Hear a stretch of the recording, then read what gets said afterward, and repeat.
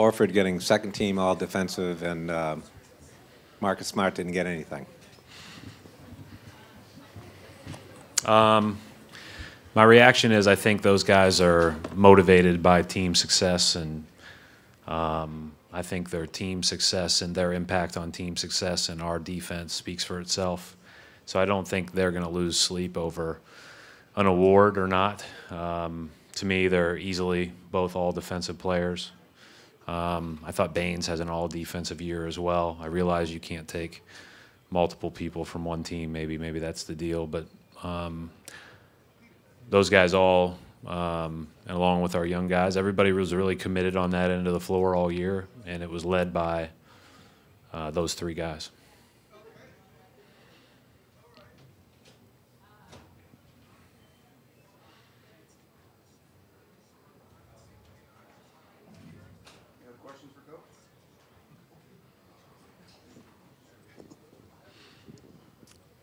I know you're contemplating, as you always do, changes to the starting lineup. How's it looking tonight? Well, I'm done contemplating. I was done contemplating this morning. I actually got in this discussion on the radio show earlier about what, if you already had made your decision or you're still contemplating, you just didn't want to say it. It probably was more I just didn't want to say it than I was contemplating. Is that where you still are? I'm in that mode of I've made the decision, but I'm not contemplating anymore. Or saying, if there will be a change. Right, right. Okay. Thank you. You're welcome. Just to follow up on that. I don't know how deep we can get here, Adam. I'm just curious, your kind of change of philosophy on that. Like for example, last year in the playoffs, you came out and said, "Hey, I'm starting Gerald tonight," and we all did. Like, it seems like there's been some shift in revealing that. Yeah, I don't think I knew the rules. Nobody told me the rules when I got here. You know, they just sent me out here to do the media sessions before every game. Nobody said I didn't have to say it. So, yeah, I guess I'm learning every day. And then still contemplating the rules. So you were doing it because you thought you had to, basically. Yeah. Just real quickly on Al, in general, what makes him a good defender? Just awareness.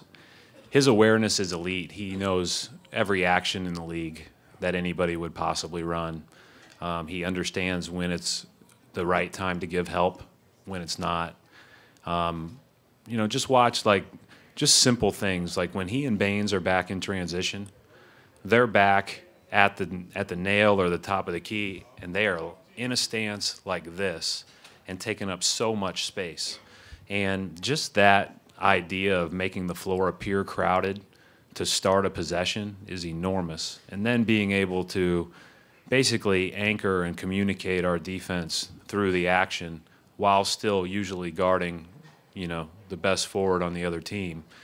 I mean, it's really hard. And, you know, this year I think he took even more steps because, you know, last year we didn't try him on Giannis. We didn't try him on guys like Ben Simmons, you know, like this year those have been his matchups, you know, every other night because the league continues to get, quote, smaller, but just faster and more skilled at the four. And, you know, and now he's got, so you go through the playoffs and you have to guard Giannis, Ben Simmons, Kevin Love. I mean, that's a monster. But there's a reason why he's all defensive team. Coach,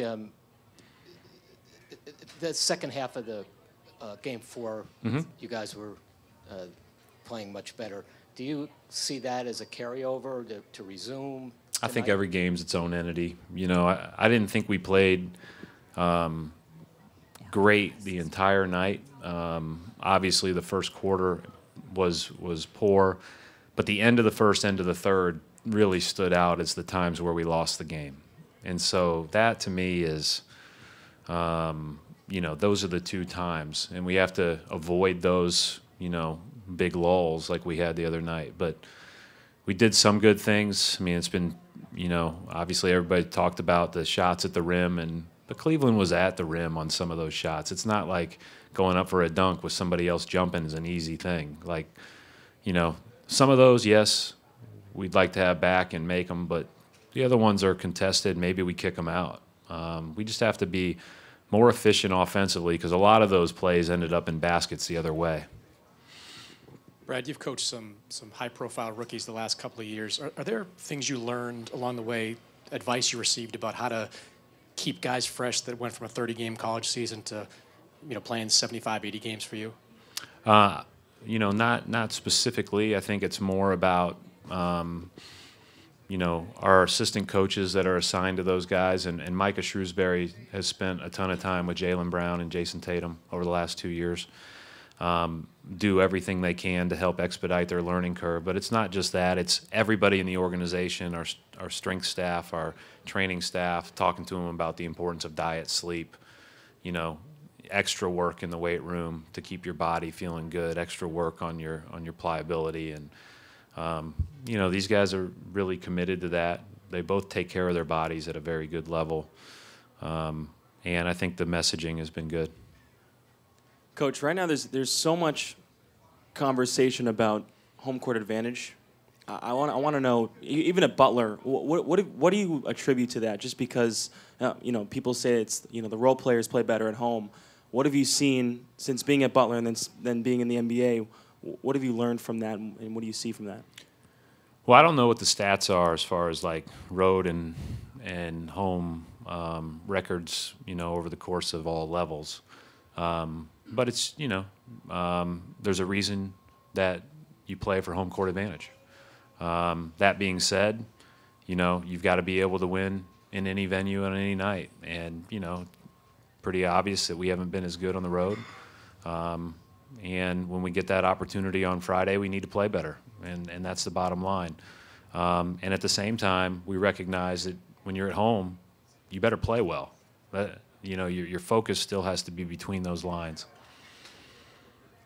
Brad, Joe Varden, Cleveland.com. I have two for you. The first one is the Cavs have 59 turnovers in 4 games. And, LeBron loves to throw crazy passes because he can, and Love likes to throw that home run ball.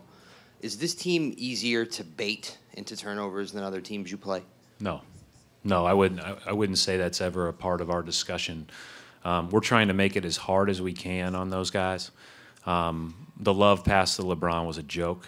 Not just the pass, but the catch was a joke. And it's funny, because we went through the transition stuff, and we're mad about our transition, and everybody's looking at me like, come on, we went for the ball, we were there, we were in perfect position, and he jumped up and caught it. But I think that the one thing we're trying to do is we're trying to keep our shell intact and make it as hard as possible. And with that comes some disadvantages too, as have been talked about quite a bit. But I think the more that we can stay attached to everybody else and make it as tough as possible, the better. And then the other one is, how is Kyrie?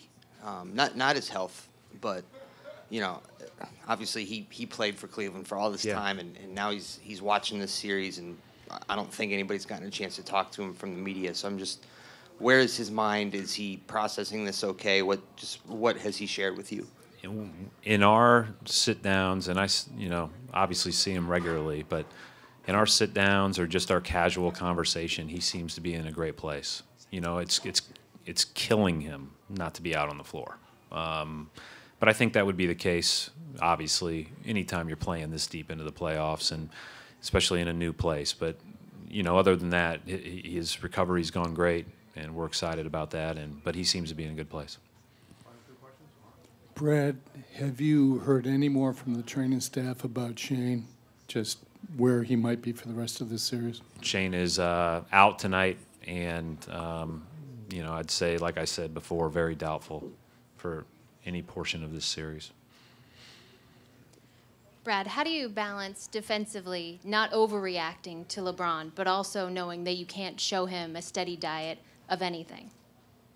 Well, I think that's the greatness of him, and I think, obviously I've been asked a lot about Terry being on him, and there were, I think he scored 7 points with Terry on him in isolation. He scored 37 others.